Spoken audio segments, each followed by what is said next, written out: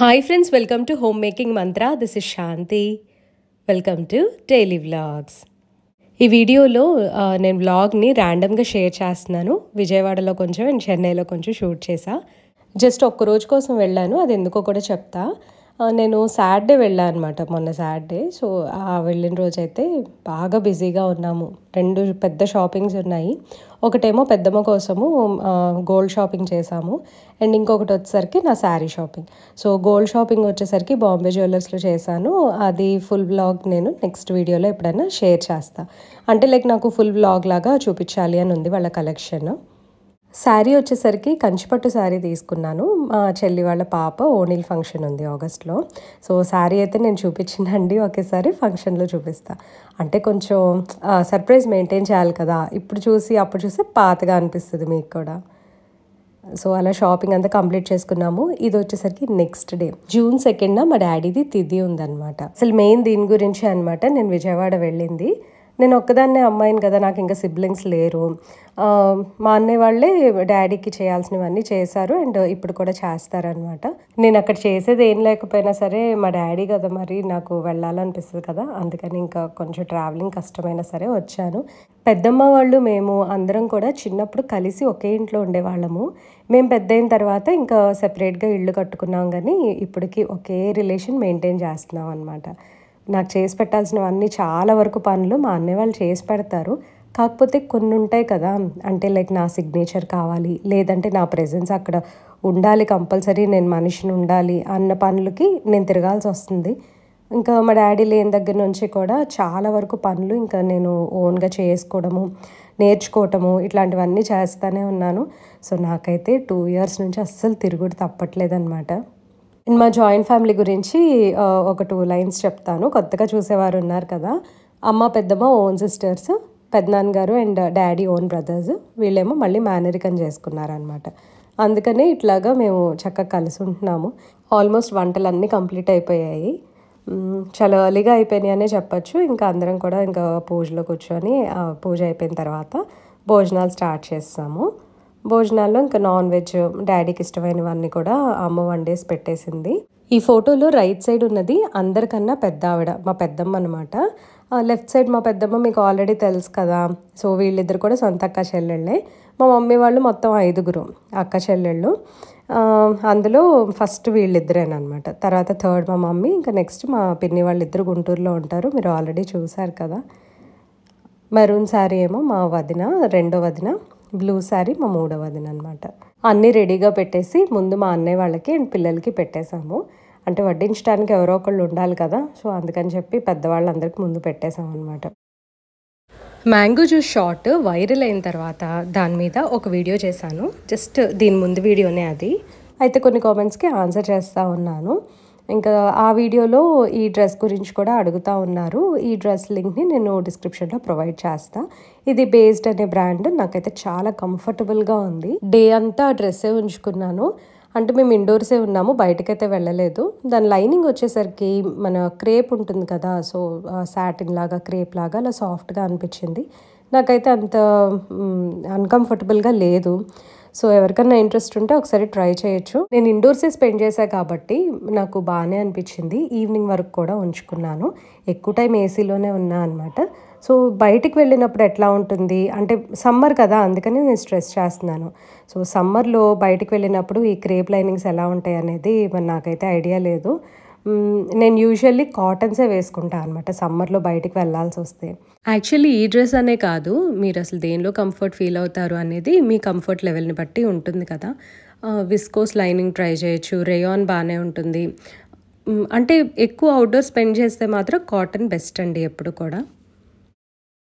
చెన్నైలో Saturday morning 3:30కి లేచి ready అయ్యి ట్రైన్ క్యాచ్ చేసి విజయవాడ వచ్చి మళ్ళీ సాటర్డే సండే ఇంట్లో స్పెండ్ చేసి మండే ఆఫ్టర్నూన్ 3 o'clockకి వందే భారత్ తీసుకొని మళ్ళీ చెన్నై రిటర్న్ అయిపోతున్నా.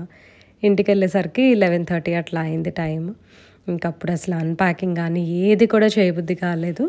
అమ్మేమో చికెన్ కర్రీ కుక్ చేసి ఇచ్చింది, ఇంకా అది ఫ్రీజర్లో పెట్టేసేసి ఇంకా నేనైతే పడుకున్నా అనమాట. ఆ రోజు ఇంటికి వచ్చేసి అసలు ఏది కూడా షూట్ చేయబుద్ధి కాల. విజయవాడ నుంచి వచ్చేటప్పుడు ఏదో ఒకటి తెస్తానే ఉంటాను కదా. సమ్మర్ అంటే ఇంకా మ్యాంగోసే అనమాట. వచ్చేటప్పుడు రసం మామిడికాయలు తెచ్చుకున్నాను.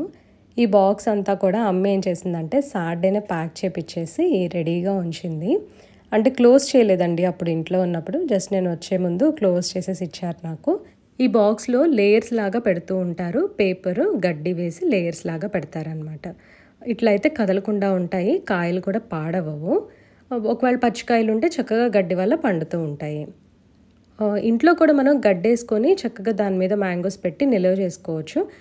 ఒక వారం రోజులు అట్లా బాగానే ఉంటాయి. పండాల్సిన కాయలు కూడా బాగా పండుతాయి.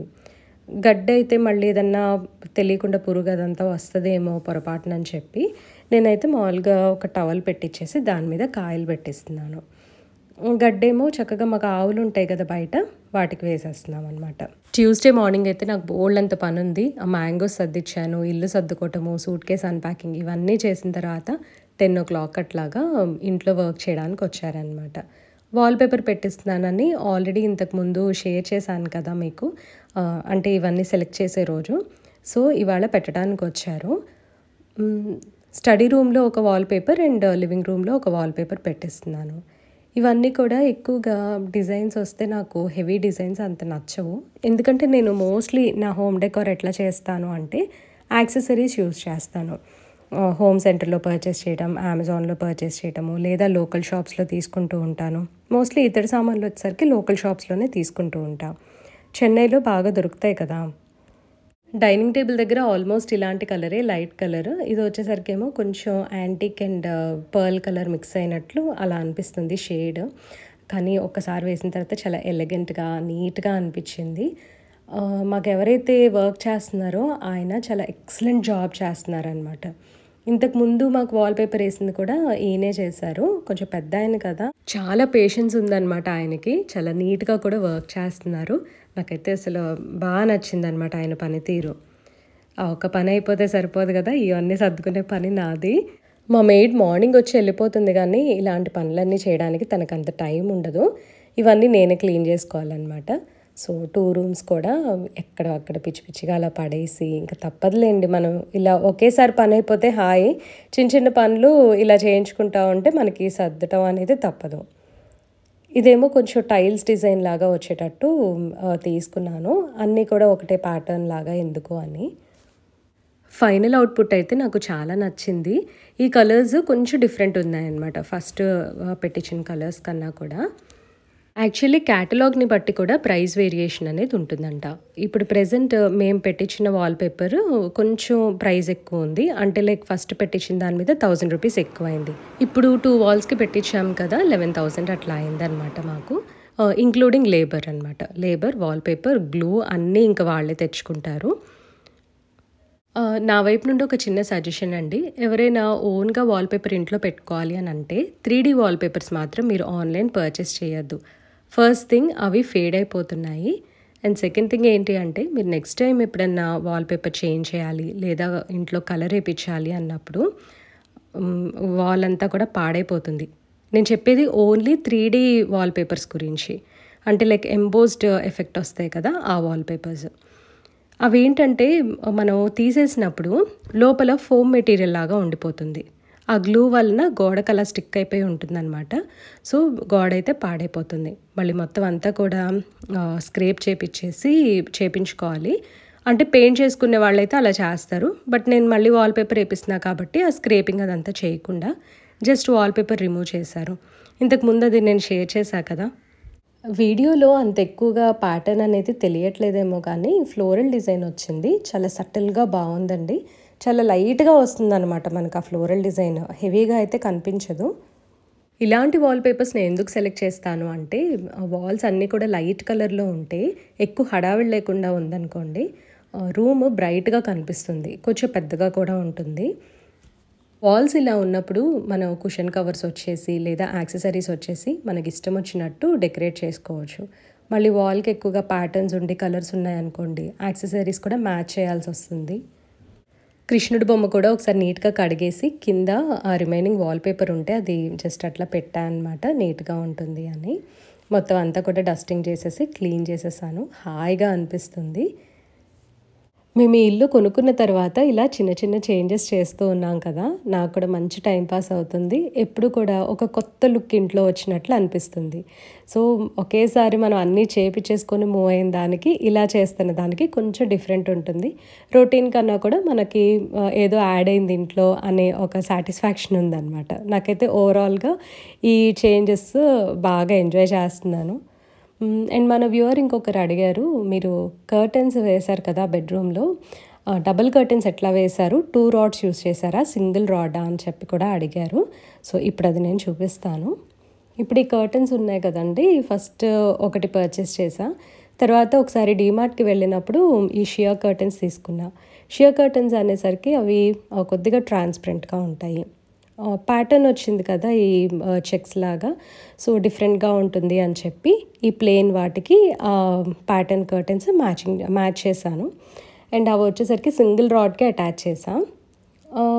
పైన కర్టెన్కి రింగ్స్ కనిపిస్తున్నాయి కదా, ఆ రింగ్స్ వచ్చేసరికి రాడ్లో పెట్టడము చాలా ఈజీ అనమాట. అదే ఇప్పుడు మనకి వెనకాల ఫ్రిల్స్ లాగా వచ్చి లేదా హుక్స్ వస్తాయి కదా, వాటికైతే ఇట్లా డబుల్ కర్టెన్స్ పెట్టడము కష్టము. ఆ రింగ్ని ఒకదాని మీద ఒకటి పెట్టేసేసి డబుల్ కర్టెన్ వేసేసాను. దీంతో వీడియో ఎండ్ చేస్తున్నా అండి. ఈ వీడియో మీకు నచ్చినట్లయితే తప్పకుండా లైక్ చేయండి, కమెంట్ చేయండి, ఛానల్కి సబ్స్క్రైబ్ చేసుకోండి. Thank you for watching. Thank you for your time.